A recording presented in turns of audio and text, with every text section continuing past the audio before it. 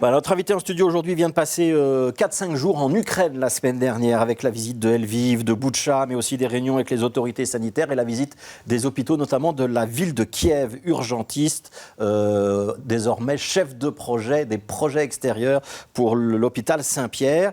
Elle travaille désormais donc à la mise en place d'un partenariat entre les hôpitaux bruxellois d'un côté et les hôpitaux de la ville de Kiev de l'autre. Nous accueillons Catherine Bosman. Bonjour Catherine Bosman, merci d'être avec nous. On se rappellera aussi que vous aviez été la responsable du grand centre de vaccination du Heysel pour le CHU Saint-Pierre, parce que c'était le CHU qui était un peu l'opérateur médical.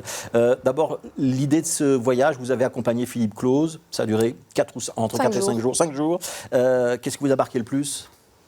Je dirais le volontarisme, le déterminisme de la population, de tous les intervenants qu'on a rencontrés, que ce soit les politiques, les victimes de traumatismes dans les hôpitaux, les médecins, les équipes médicales.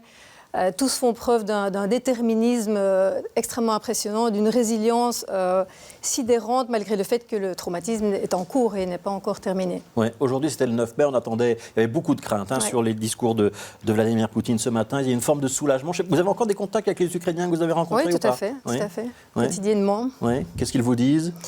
Pour l'instant, la situation est statu quo, mais ce qu'il y a, c'est qu'ils vivent tous avec un sentiment d'incertitude permanent. Donc la situation peut évoluer constamment d'heure en heure, de jour en jour. Alors, vous avez participé à ce voyage dans l'idée de nouer un partenariat entre le CHU Saint-Pierre d'un côté, les hôpitaux de Kiev de l'autre, peut-être avec Lviv aussi, ou essentiellement Kiev ? Kiev et Lviv également. Kiev et Lviv. L'idée, c'est quoi ? C'est apporter du matériel, apporter des financements. Vers quoi on se dirige en fait ? Alors les filières d'approvisionnement du matériel de consommation courante médicale fonctionnent encore assez bien. Donc il n'y a pas vraiment de rupture à ce niveau-là. Il y a énormément d'ONG aussi qui fournissent toutes sortes de matériel, mais du matériel de base. Ce dont les équipes ont besoin sur place, c'est principalement de matériel spécifique. Par exemple de traumatologie, tout ce qui est matériel de fixateurs externes. Enfin, c'est un petit peu technique, mais donc du matériel lié principalement au traumatisme lié au combat. Ou du matériel, des médicaments, certains médicaments qui sont en rupture d'approvisionnement.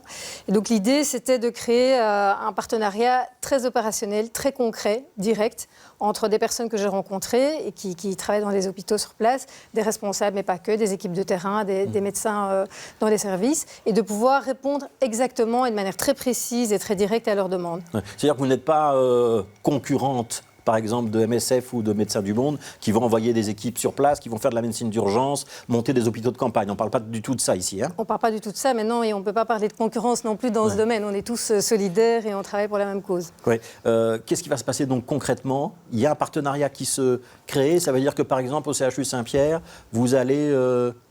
faire des commandes de matériel très spécifiques et ces besoins sont évidemment évolutifs en permanence en fonction des volumes. Donc il y a des éléments dont ils disposent encore pour l'instant, mais demain la situation peut évoluer et ils peuvent être en pénurie. L'idée, c'est de pouvoir envoyer très rapidement et très directement un matériel bien précis. Donc ça, c'est de l'envoi de matériel. Est-ce qu'il y aura plus que ça ? On a parlé de l'accueil de blessés, ça va se concrétiser ? Alors les discussions sont en cours pour établir les collaborations avec d'autres hôpitaux bruxellois. L'idée est de pouvoir subvenir aux manques dont les institutions sur place auxquelles elles vont être confrontées. Donc oui, prendre en charge des grands traumatisés, des mutilés, c'est quelque chose qu'ils font habituellement comme chez nous, des victimes civiles. Mais là, tout va être une question de proportion, de volume. Donc ils vont être rapidement complètement dépassés, et notamment pour tout ce qui concerne la réhabilitation des grands mutilés. Oui, ça veut dire que ce programme-là, il pourrait être fait à Bruxelles ? Il pourrait, oui.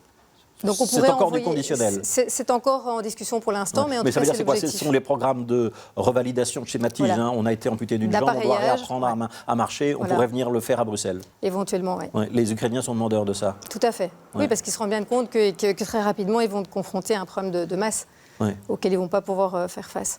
Et donc, CHU Saint-Pierre, par exemple, est prêt ? Vous pourriez accueillir combien de patients ? On a une idée ou c'est trop tôt ? Non, pour l'instant, c'est trop tôt. Et puis, il y a d'autres centres qui sont très spécialisés à Bruxelles, avec lesquels on va établir des partenariats. On peut penser à l'hôpital militaire, par exemple. Par exemple. Une des grandes thématiques qui a été très souvent soulignée ces dernières semaines, c'est la problématique des violences sexuelles. On sait que l'armée russe je ne sais pas si vous avez été à Boutcha. Je pense que vous avez été à Boutcha, mais donc on a eu beaucoup de témoignages dans ces localités-là de violences sexuelles contre les femmes de la part des forces occupantes. Absolument, et sur le front de l'Est aussi. Ouais. Il pourrait là aussi y avoir un partenariat? Tout à fait. Donc il y a une équipe en fait, de psychologues qui vient d'être créée à Kiev pour répondre spécifiquement à ces besoins-là. On sent qu'il y a une expertise en fait, qu'on a ici à Bruxelles par le développement des centres spécialisés dans la prise en charge des violences sexuelles, qu'eux n'ont pas nécessairement. Et on a senti une demande très très importante de soutien par rapport à la prise en charge psychologique et médico-sociale qui va autour de ce type de violence. Ouais, on ne va pas faire venir les victimes ici. Comment ça va se présenter?